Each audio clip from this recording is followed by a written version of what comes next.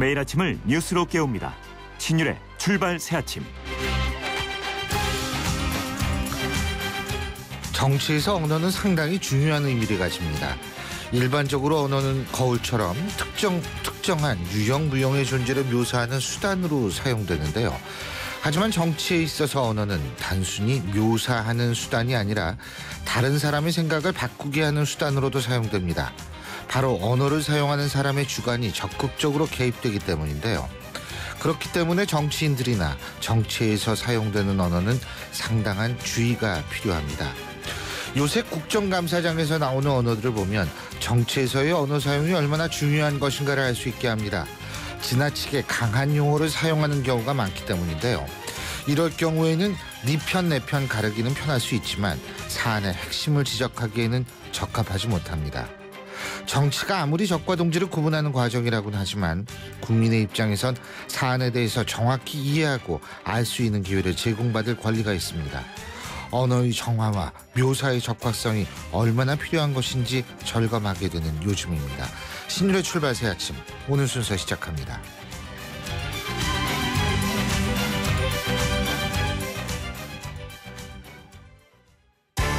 신율의 출발 새아침.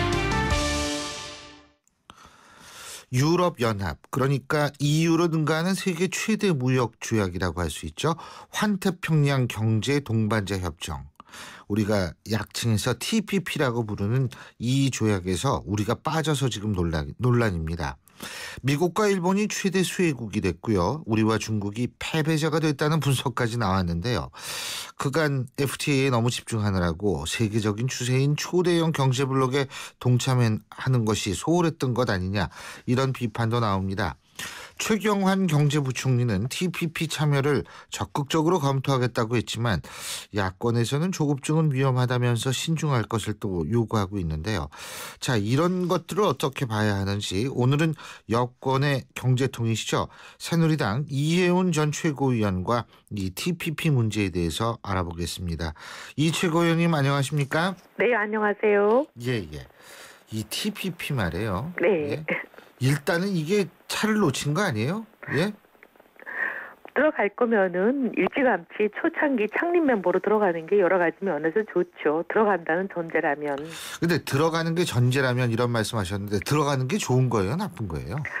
글쎄요, 이제 지금 이 상태에서 보면 TPP 성격을 무엇으로 보느냐에 따라서 답은 좀 달라지지 않을까 합니다.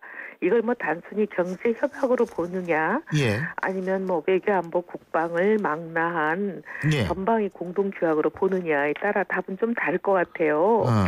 단순히 경제적인 측면만 본다 이러면 뭐 크게 실익이 없을 수도 있다. 이게 답일 수도 있어요. 왜냐하면 지금 12개 나라가 참여했잖아요. 예. 이게 이제 우리가 흔히 알고 있는 FTA, 이거는 두 나라끼리 서로 자유무역 협정을 체결하는 거지만 TPP는 여러 나라가 한꺼번에 자유무역 협정을 체결하는 건데, 그렇죠. 12개 국가 중에 10개랑 우리는 이미 FTA를 체결하지 않았습니까? 그러니까 여기에서 지금 멕시코하고 일본 빼놓고 TPP에 참여한 모든 국가와 우리는 FTA 체결했다, 이 말씀이시죠, 그죠? 네. 예. 그러니까 어떻게 보면 나머지 나라들과는 이미 다 돼 있기 때문에 예. TPP에 들어가게 되면은 이제 순전히 효과는 일본과 멕시코와 FTA를 체결하는 그 차이만 있는 거거든요. 그렇게 효과만 나는 거거든요. 예. 근데 일본과 FTA를 체결하게 되면은 사실 이거는 일본은 제조업 경쟁력이 솔직히 우리보다는 앞서 있다는 것을 인정할 수밖에 없습니다. 예.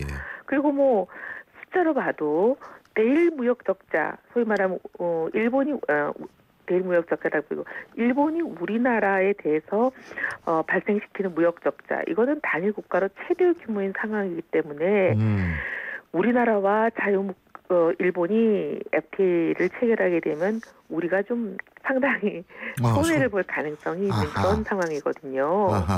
예. 그런데 멕시코와 우리가 FTA를 체결했을 때 우리가 이거를 만회하는 이익을 봐야 되지 않겠습니까? 예, 그렇죠. 근데 그게 쉽지가 않을 거랍죠. 그래서 그렇게 보면 경제적인 이득만으로 보면은 그렇게 뭐 꼭 이익이 된다 이렇게 보기는 어려워요. 예. 근데 이제 그것만이 아니라 외교안보 국방을 총망라한 이제 전방위 공동조약의 의미를 갖는다. 그래서 뭐 우리가 한미 동맹 또 일종의 군사 동맹의 의미까지 생각하고 여러 가지 이제 그런 미국 중심의 국제 질서에서 우리가 빠지는 거 이게 과연 우리한테 괜찮은가 이런 의미까지 생각한다면 답은 달라질 수 있는 거죠. 뭐. 예. 그러니까 경제적으로 따지면 지금 설명을 잘해 주셔가지고 이해가 지금 아주 잘 되는데, 그러니까 이 지금 일본하고의 FTA 했을 경우에 우리가 어떤 이익을 받을 수 있는가 이것도 생각을 해보면은 이 TPP의 경제적으로는 큰 손실이 아닐 수도 있다. 네. 이런 말씀이신데. 네. 그리고 이게 절차적으로도 복잡하더라고요. 이거 뭐 지금 TPP 가입하려면 12개 국가한테 일일이 찾아가가지고 동의를 구해야 된다 그러는데 그것도 쉬운 일이 아니잖아요. 그죠? 아유, 그리고 뭐 지금 정부는 뭐라 그러냐면 12개 중에서 일본을 제외한 11개하고는 이미 협의를 했다. 그리고 일본은 아직 협의했다는 얘기는 없어요. 네. 근데 일본은 뭐 보도해 보니까 우리가 비장의 카드를 가지고 있다. 뭐 이런 얘기를 하는 걸로 봐서는 일본이요? 예, 비장의 일본이 카드요? 우리나라가 들어오는 거에 대해서 승인을 해주느냐 마느냐 권한을 갖고 있는 거잖아요. 예, 예. 상임 멤버라는 게 그렇게 어마어마한 권한을 갖는 거니까. 근데 이제 일본이 비장의 카드를 갖고 있다라고 얘기하는데 그게 뭐 우리한테 많은 것을 요구하겠다는 뜻이겠죠. 당연하죠. 예, 예. 뭐 보기에는 아마 전자 또는 자동차 산업 이렇게 일본이 우리에 대해서 상당히 우위인 거. 예, 유럽과 미국 시장에서 그동안 우리가 FTA를 몇 개를 체결하는 동안에 일본은 사실 놓쳤잖아요. 한 발 늦었잖아요. 우리는 한미 FTA도 체결했고 한 EU FTA도 예. 체결하면서 일본은 FTA를 체결하지 못하는 사이에 우리가 한 발 앞서 나가는 듯 해가지고 미국과 유럽 시장에서 우리가 일본보다는 좀 경쟁에서 유리한 고지를 차지했던 그런 측면이 있었잖아요. 예. 그러니까 일본이 굉장히 그런 부분에 대해서 뼈아파했던 것 같아요. 근데 그런 자동차와 전자 산업에 있어서 자기들이 뭐 관세를 더 낮춰라든지 뭐 여러 가지 요구할 사항이 있다는 것처럼 들립니다. 근데 이제 그런 것들을 우리가 다 그러면 받아들여야만 우리가 일본의 승인권을 따내는 거잖아요. 예. 그래서 뭐 이게 상당히 많은 앞으로 넘어야 할 산이 있는 것처럼 보이죠. 그렇군요.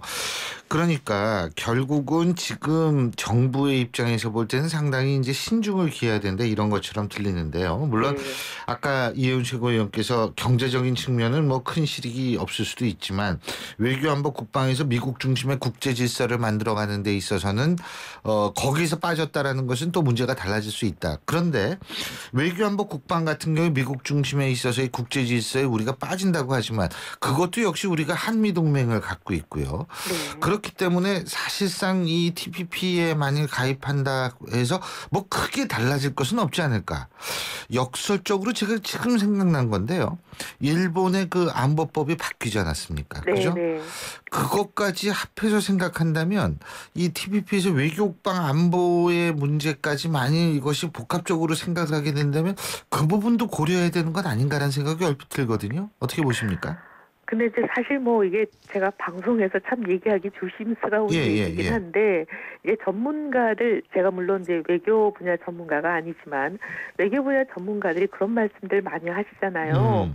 우리가 중국과 너무 이제 가까워지는 듯한 여러 가지 일들이 있었다. 예. 그게 뭐 전승절 참여도 그랬고, 그다음에 지난번에 이제 발목 지뢰 때문에 생겼던 북한과의 대치 상황에서 중국의 도움을 받는 여러 가지 뭐 일들, 예. 이런 일들 때문에 미국이 우리에 대해서 과연 우리의 혈맹, 우리의 우방이 맞느냐 하는 여러 가지 이제 시선을 가지고 있다. 예. 그래서 어떻게 보면 이게 뭐 음모설이기도 한데, 예. 그래서 우리나라 지금까지 항상 음모가 나와요. 예. 네. 사실 어떻게 보면은 이제 일본이 전쟁을 일으킨 전범 국가이기 때문에 사실 일본이 가지고 있는 그 군대는 자국의 방어에만 활용할 수 있지 다른 나라로 마구 나가서 활동할 수 있는 그런 군대는 안 된다. 이게 이제 2차 대전 이후에 국제사회가 그렇죠. 일본에다가 요구했고 지켜지고 있던 룰이지 않습니까? 근데 그 룰을 깨고 일본이 이제 마구 다른 나라로 군대를 보낼 수 있는 법을 만들어 버렸잖아요. 그 법을 바꾸지 못하도록 제일 강력한 힘을 행사하고 있던 세력이 바로 미국인데 미국이 여태까지 안 된다. 그 법을 바꾸는 것을 못하게 하던 미국이 갑자기 사실 어떻게 보면 그 법을 바꾸도록 손을 들어준 거잖아요. 근데 이게 이제 우리가 중국과 상당히 가까워지는 것에 대한 여러 가지 그 복잡한 심경을 가졌던 미국이 그렇게 일본에 손을 들어줬다. 이렇게 해석하는 분들이 많으신 거잖아요. 그런 상황에서 또 이 경제적인 두 가지 사안만 놓고 보더라도 TPP는 미국이 중국 중심의 새로운 세계 질서, AIIB가 너무 이렇게 빨리 진도가 잘 나가고 성과를 맞으니까 굉장히 이제 조급한 마음에 서두르고 있는 그런 이제 경제 질서 아니겠습니까? 미국 중심에. 근데 우리가 AIIB에는 들어가 버렸단 그렇죠. 말이죠. TPP에는 전혀 공개적으로 참여 의사를 밝힌 적 한 번도 없이. 그리고 AIIB는 일본하고 미국이 빠져 있잖아요. 그죠? AIIB는 미국이 공개적으로 들어가기를 반대하고 있는 그리고 다른 나라들로 하여금 거기에 참여하지 말라고 종용하는 그런 중국 중심의 국제 경제적인 질서이지 않아요? 근데 이제 자기들이 중심으로 하는 TPP 여기에 들어와라라고 계속 권유하고 했지만 우리는 거기에 들어가는 것은 공식적으로 한 번도 참여 의사를 밝히지는 않고 중국 중심의 경제 질서, 미국 입장에서는 거기에 들어가지 말 것을 계속 종용하는 AIIB에는 들어가 버렸잖아요.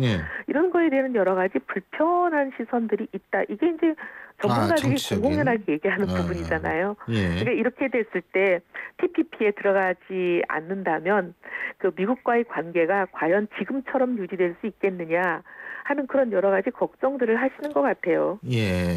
그렇군요. 이제 그런 측면에서 우리가 좀 고려를 해야 된다는 말씀이신데, 근데 사실은 이 정치라는 게 필요에 의해서 움직이는 것이지. 이게 뭐 의일이나 뭐 이런 거 가지고 움직이는 경우는 거의 없잖아요. 그렇기 때문에 실제로 우리의 필요성이라는 것이 얼만큼 상대방에게 느껴지게 하느냐 하는 부분인데, 물론 그거는 우리가 스스로 만들어가는 부분도 있지만 상황이 우리를 필요하게 만드는 경우도 있지 않습니까? 그런 차원에서 우리가 좀 더 바라봐야 될 것 같고. 자, 한 가지만 제가 더 여쭤볼게요. 국내 경제 문제인데, 이 3% 경제 성장률 뭐 이런 얘기 했었잖아요. 그죠? 근데 지금 이게 좀 어렵다라는 얘기가 나오고 있는 모양이죠? 뭐 이거는 지금 어렵다는 얘기가 나온 게 아니라 IMF는 이미 2.7%로 우리나라 경제 성장률 올해 성장률을 전망했고요. 그다음에 이제 우리나라에서 가장 공식적으로 경제 성장률에 대해서 전망하는 기관은 한국은행입니다. 한국은행 총재가 이미 2.8%대를 전망했습니다. 근데 이제 여태까지 이제 경제부총리께서 이 두 기관에 대해서 그리고 다른 여러 기관들이 2%대라고 하는 것을 인정하지 않으시다가 계속 4%대 할 수 있다. 이렇게 이제 하시다가 결국은 이제 포기하시고 3.1% 예상하지만 하방 리스크가 있다. 이렇게 조금 어떻게 물러나시는 그런 발언을 하셨기 때문에 이제 이런 얘기들이 나오는 것 같아요. 모두가 다 아마 부총리마저도 2%밖에 할 수 없다는 것을 아시면서 지금까지 그렇게 주장을 하셨던 것 같아요. 요새는 그 뒤로 물러나는 게 유행인 것 같아요. 뭐 김무성 대표도 뒤로 물러난다는 얘기도 있고요. 잘 알겠습니다. TPP 문제 오늘 참 이해가 좀 잘 됐네요. 오늘 말씀 여기까지 듣겠습니다. 감사합니다. 네, 감사합니다. 지금까지 새누리당 이해훈 전 최고위원이었습니다. 지금 7시 19분 10초 지나고 있는데요. 교통 상황 알아보겠습니다. 박호영 캐스터. 네, 신율의 출발새 아침 교통정보입니다. 안개로 인해서 앞을 보는데 방해를 받고 있는 길 위로 차들이 꾸준히 늘고 있습니다. 안개주의보가 내려진 영동고속도로 위로 사고 소식이 곳곳으로 들리는데요. 영동고속도로 따라 강릉 가는 길 동성 나들목 부근 진출로 1차로에 사고 발생했습니다. 이 밖에도 도심 곳곳으로도 사고 발생한 곳이 많은데요. 창경군길은 종로 4가 가는 길 원남동 5거리 부근에서 버스와 택시가 부딪혔고요. 광나루길 924거리에서 올림픽대교 가는 길 광장 3거리 부근에서도 역시 사고 때문에 어렵습니다. 끝으로 방학대로 신방화사거리 쪽으로는 공항중학교 앞에 사고 나서 부근 혼잡합니다. 신일의 출발새 아침 교통정보였습니다. CEO 금난세입니다. 꿈꾸는 젊음은 아름답고 도전하는 열정은 성공을 부릅니다. 파이팅 하세요. 그리고 여러분의 미래를 기록하세요. 성공을 위한 CEO 금난수 씨의 노력은 매일매일 양지 다이어리와 함께합니다. 나의 역사 속엔 언제나 양지 다이어리. 철근이 부족해요. 지게차 없어요? 인력이 부족해요. 걱정하지 마세요. 건설자재, 장비, 인력까지 위치 정보로 쉽고 빠르게 찾아주는 건설자재 N을 다운받으세요. 등록만으로 무료 광고까지 되는 건설자재 검색 애플리케이션 건설자재 N. 신율의 출발새 아침 1부 순서는 여기서 줄입니다. 잠시 뒤 2부에서 뵙죠. 알고 계신가요? 실패란 떼어놓고 보면 힘든 기억이지만 모이고 커지면 자산이 된다는 사실. 실패 속에 담긴 혁신과 교훈이 다시 시작하는 용기가 됩니다. 실패란 재도전의 다른 말. 지금 혁신적 실패 사례 공모전을 검색해보세요. 이 캠페인은 미래창조과학부와 중소기업청이 함께합니다. 소통의 아침을 여는 공정한 목소리. 신율의 출발 새 아침. 신율의 출발새 아침 2부 순서 지금부터 시작하죠. 신율의 출발 새 아침. 자, 이제 야권 얘기 좀 알아봐야 될 것 같습니다. 요새 야권은요, 이른바 빅텐트론으로 시끄럽습니다. 새정치민주연합과 탈당파, 신당파 모두 함께해서 이 통합전당대회를 열자. 그래야지 총선에 승리한다. 뭐 이런 얘기인데요. 신당 세력들은 여기에 대해서 어떻게 생각할지 모르겠습니다. 특히 이 주류 내에서도 지금 소위 말하는 친노파 내에서도 이 조기 전당대회론이 나오고 있다고 하는데 거기에서 이제 조기 전당대회론을 주장하는 것은 이른바 탈당 신당파의 영향력을 차단하기 위해서 지금 그런 얘기를 하는 모양인데 어쨌든 이런 부분에 대한 신당 탈당파의 입장 들어보겠습니다. 새정치민주연합을 탈당한 현역 1호 의원이시죠. 무소속 박주선 의원 전화 연결합니다. 박 의원님 안녕하십니까? 네, 안녕하세요. 예. 자, 이 지금 말이에요. 빅텐트론이 불거졌는데 뭐 박주선 의원님께서도 잘 아시겠지만 이 빅텐트론이 한두 번 나온 게 아니잖아요. 네. 제 기억으로는 2012년 대선 때는 브라질 룰라를 모델로 해서 빅텐트론이 나왔어요. 예? 그리고 이게 하여간 습관성 빅텐트론이다 이런 얘기까지 나오고 있는데 어떻게 보십니까? 공감하십니까? 공감할 수가 없죠. 이미 왜요? 새정치민주연합은 선거에서 연전연패하면서 국민으로부터 사망선고나 받은 것 다름없습니다. 새정치민주연합은 앞으로 기대와 가능성이 없다고 해서 민심이 떠났는데 이 새정치민주연합이 야권의 텐트 역할도 할 수가 없고 그 텐트 속에 사람들이 다 모여 본들 이미 국민은 외면하고 기대를 저버렸는데 이 무슨 텐트 역할이 기대가 가능하겠습니까? 의미 없고 가치 없는 일입니다. 그런데 빅텐트를 주장하시는 분들은 이른바 어쨌든 새정치민주연합의 문제의식을 갖고 계신 분들이고 이 빅텐트를 주장함으로써 문재인 대표를 물러나게 해야 된다는 또 다른 표현일 수도 있는 거 아니에요? 그렇습니다.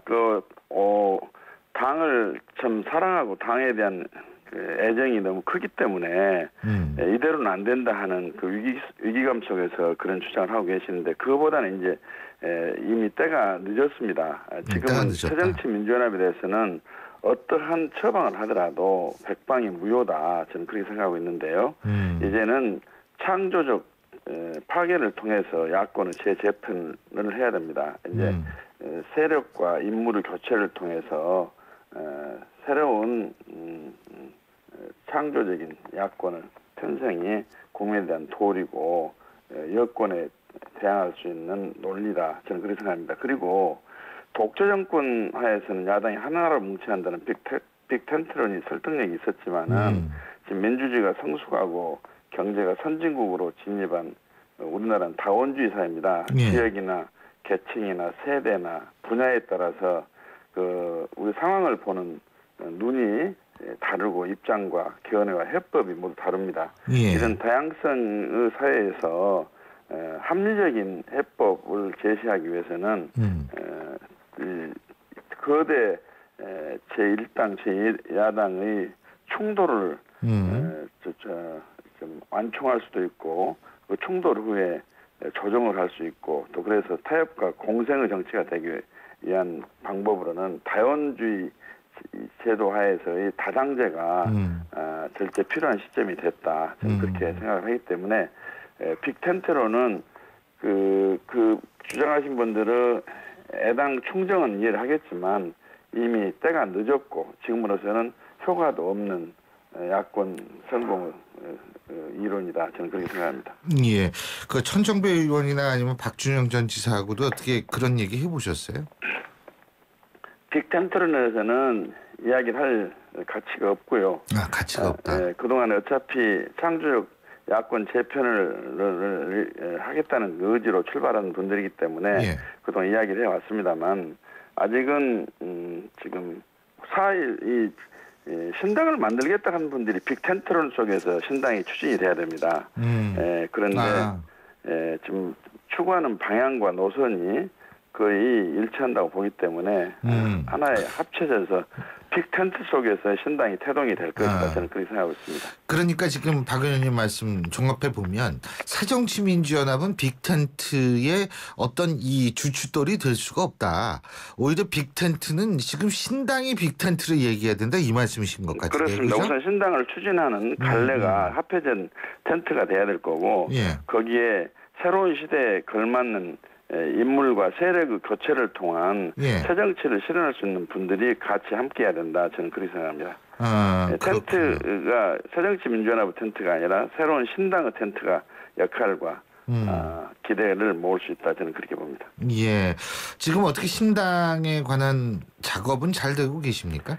그 좋은 집을 지키기 위해서는 새로운 공법도 동원해야 되고 좋은 자재를 써야 됩니다. 난림공사로 지은 건물이 제대로 역할을 할 수 없지 않습니까? 그래서 좋은 구상을 속에서 좋은 인물을 찾느라고 여러 사람을 만나고 또 동의를 받고 격려와 성원도 좀 얻고 있고 그렇습니다.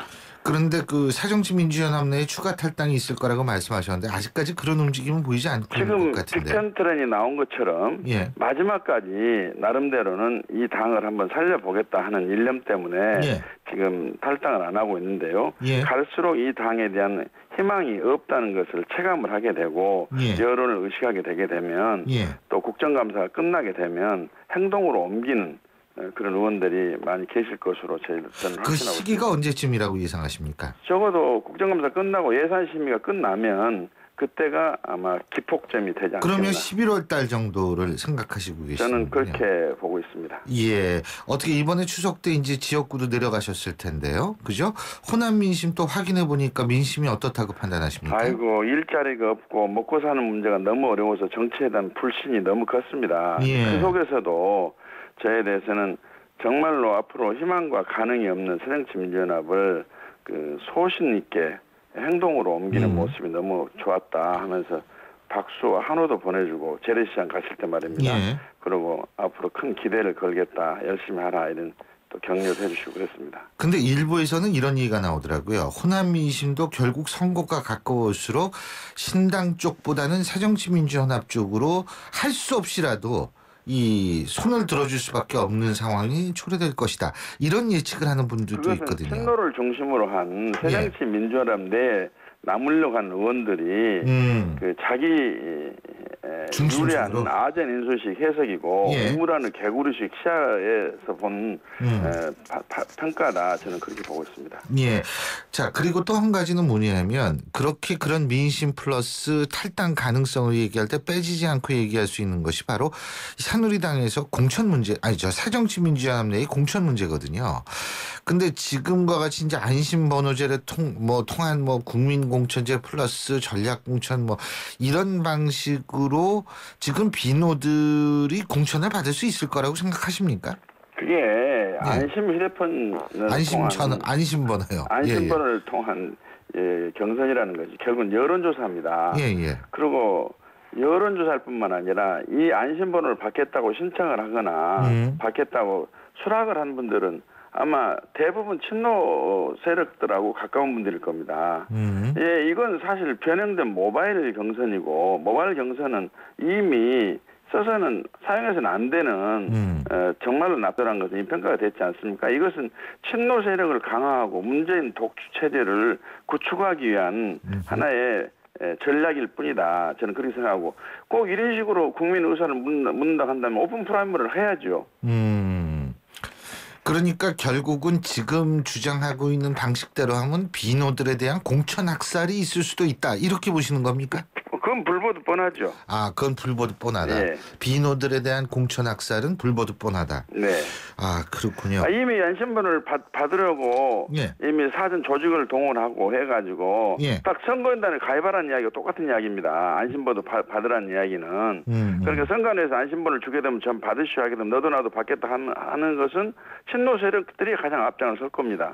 그러면 친노를 위한 경선밖에 더 되겠습니까? 아, 그러니까 이제 지금 그 과정을 제가 약간 추가적으로 설명한다면 지금 개인정보보호법이 있지 않습니까? 그래서 통신사에서 안심번호를 발급하기 위해서는 사후 동의가 아니라 이론적으로 사전 동의를 받아야 된다라는 얘기가 많거든요. 네. 그렇다면은 안심번호를 주기 전에 통신사나 선관위나 하여 누군가 당신 안심번호 받겠습니까라고 얘기를 해줘야 된다는 그 말씀이신 거죠, 지금? 네, 해줘야 되고 아니면 안심번호를 받을 사람은 신청하시오 하는 것이 되는 거거든요.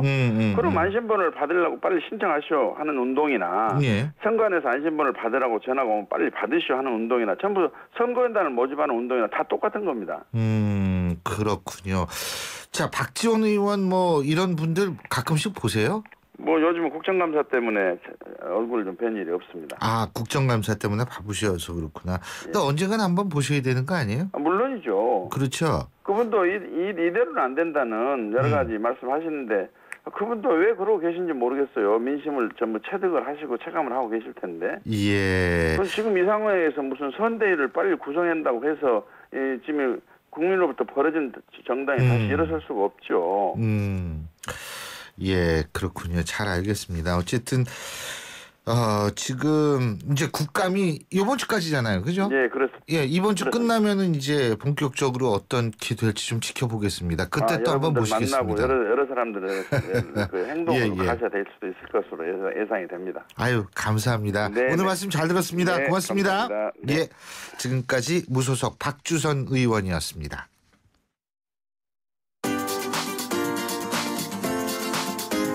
YTN 뉴스 FM 신율의 출발 새 아침 댓글로 보는 뉴스.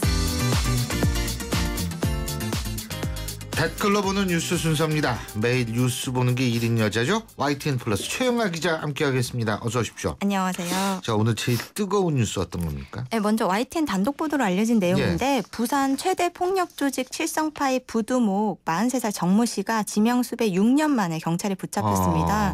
정 씨는 지난 2009년이었죠. 서울 강남 한복판에서 벌어진 칠성파와 범서방파 두 조직의 칼부림 대치 사건을 주도한 인물로 알려졌는데요. 지인과 함께 있다가 경찰이 들이닥치자 별다른 저항 없이 연행됐다고 합니다. 검찰은 정 씨에 대해 범죄단체 조직 혐의 등으로 구속영장을 청구했는데요. 누리꾼들은 인생 짧다. 하루살이처럼 살지 말고 정신 차리고 후회 없이 살길 바란다. 이렇게 말했고 폭력 조직은 발도 못 붙이겠으면 좋겠다. 부끄러운 어른은 되지 말자. 이런 반응이었습니다. 그렇습니다. 그리고 요새 조폭들은요. 예전 조폭하고 다르게 무슨 기업형 조폭이래 가지고 합법적인 활동을 통해 가지고 돈을 벌려고 한다니까 그게 더 무서운 거예요. 네. 이거 확실히 잡아야 될 텐데. 자, 다음 뉴스 알아보죠. 네, 대기업의 자회사 챙기기 어제 오늘 일은 아닌데요. 삼성, 현대차 등 5대 그룹 계열사의 일감 몰아주기 의혹이 도마 위에 올랐다는 기사입니다. 이 가운데 내부 거래 비중이 50%가 넘는 계열사가 112군데에 달하지만 현행법상 일감 몰아주기 규제 대상에 해당하는 곳은 한 곳에 불과한 것으로 나타났습니다. 일감 몰아주기 규제가 실효성을 거두려면 총수일가의 순환 출자를 통한 간접 지배 기업도 대상에 포함해야 한다는 지적도 나오고 있는데요. 누리꾼들은 노벨 부정부패상 있으면 이거 따놓은 당상이다. 이런 지적도 했고요. 재벌은 간이 부어도 견제 세력이 없다. 그래도 보름달은 곧 금음달이다. 이런 말을 남기신 분도 있었습니다. 또 더 이상 경제 동력이 될 수 없는 한 악습만 남은 재벌 세습은 해체가 답이다. 이런 날선 비판도 있었네요. 그렇군요. 자, 그리고 요새 말이에요. 이 가뭄 때문에 아주 걱정이에요. 네, 예? 좀 심각합니다. 그렇죠. 그래서 지금 농가들도 좀 걱정이 많은 모양이에요. 네, 그렇습니다. 전국적으로 가을 가뭄이 지금 심각한데요. 특히 충남 서북부 지역은 좀처럼 나아질 기미가 보이지 않고 있습니다. 일부 지역 주민에게 제한급수까지 시작됐고요. 네. 상수도가 보급되지 않은 몇몇 마을에서는 생활용수 확보 대란이 벌어지고 있습니다. 목욕탕이나 세차장처럼 평소 물을 많이 쓰는 곳은 초비상이고요. 시에서 운영하는 체육센터 실내 수영장도 임시 휴관에 들어갔습니다. 충남 보령시 미산면에 살고 있는 한 주민은 언론 인터뷰에서요. 지하수로 겨우 식수 해결하고 있는데 이마저 고갈되면 내년까지 버틸 수 있을지도 걱정이 있다 이렇게 말을 했는데요. 누리꾼들도 좀 걱정스럽다는 반응입니다. 정말 기우제라도 지내야 하나 싶다. 매일 아침 눈 뜨자마자 창문 밖으로 본다는 분도 있었고요. 물 부족 국가라는 남의 나라처럼 들렸던 이야기가 요즘은 현실로 다가온다면서 대책 마련을 촉구했습니다. 우리나라는 원래 물 부족 국가에 속합니다. 네. 그리고 두 번째로는 뭐냐면 그나마 다행인 것이 이번 주 토요일이죠. 이제 기상캐스터까지 하네. 이번 주 토요일 날 전국적으로 비가 온다고 그런 예보가 있습니다. 그러니까 이번 주 토요일 날 좀 비 좀 많이 왔으면 좋겠다는 생각이 들어요. 그러니까 말입니다. 뭐 가을 정취를 느끼기 위해서 주말에 맑아야 되는데 이게 아니에요 지금. 네. 비가 좀 많이 왔으면 좋겠습니다. 자, 다음 뉴스 알아보죠. 네, 퇴근하던 경찰관이요. 예. 흉기 난동을 부린 30대를 맨손으로 제압해 시민들의 피해를 막았는데요. 예. 지난 5일에 약수지구대 소속 오재경 경위는 그 시민들이 도와달라는 이런 목소리를 들었어요. 예. 네, 가봤더니 술집에서 자리 배치가 마음에 들지 않는다면서 예. 흉기를 휘두르는 31살 이모 씨의 모습을 보고 맨손으로 덮쳤는데요. 예. 격투 과정에서 오경이는 흉기에 등과 손을 찔려서 봉합 수술을 받았다고 합니다. 뭐 그렇지만 경찰관으로서 당연히 할 일을 했을 뿐이라고 겸손한 모습을 보였는데요.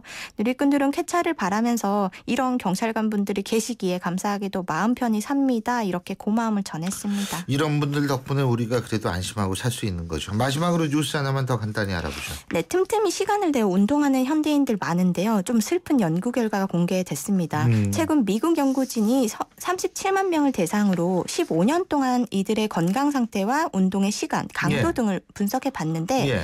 그 일주일에 2시간 30분이 권장 예. 운동량인데 사실 뭐 그렇게 되면은 그 2시간 30분의 2배에 달하는 5시간 운동한 예. 사람보다 신부전 위험이 덜하다고 합니다. 그래서 예. 일주일에 10시간 운동을 해야 35% 더 낮은 것으로 나타났거든요. 네.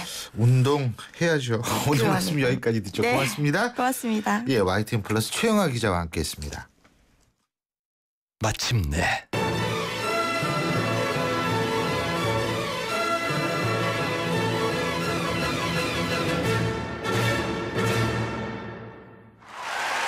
숨이 멎을 듯한 절정에 살다. 반포센트럴 푸르지오 서밋 10월 오픈 대우건설. 속초에서 처음 만나는 아이파크의 특별한 가치. 동해바다와 청초호의 전망에 설악산을 품은 자리. 광역교통망으로 더 빨라진 서울 수도권. 마침내 명품 휴양 주거단지가 완성됩니다. 아이파크가 가장 아름다울 자리. 속초 아이파크 033-638-9666 10월 분양 현대산업개발. 한강 신도시에 공원을 품은 이 편한 세상이 옵니다. 은여울 공원을 앞마당처럼 누리고 2018년 개통 예정인 김포 도시철도 프리미엄을 기대하는 곳.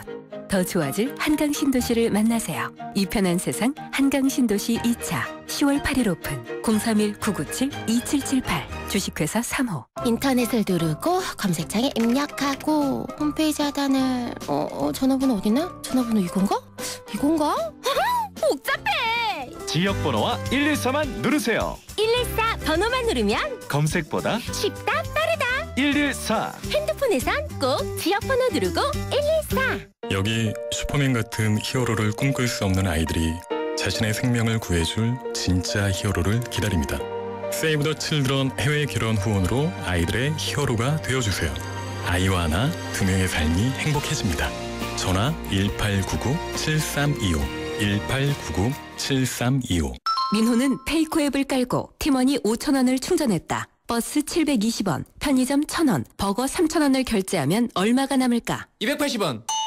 문화상품권 3,000원. 페이코 앱 깔고 팀원이 3번 결제하면 문화상품권 3,000원이 10월 22일까지 자세하면 페이코 앱 참조. 트랙스타 시작! 국민 모두 함께 하나, 둘, 셋, 넷. 숨을 한번 크게 마시고 가슴을 활짝 펴세요. 한 걸음 두 걸음 국민 모두 함께 걸어가요. 지금까지의 아웃도어를 넘다. 대한민국 국민이라면 스타, 트랙스타. 신율의 출발새 아침 2부 순서는 여기서 줄이고요. 전 잠시 뒤 8시 10분 3부에서 다시 뵙겠습니다.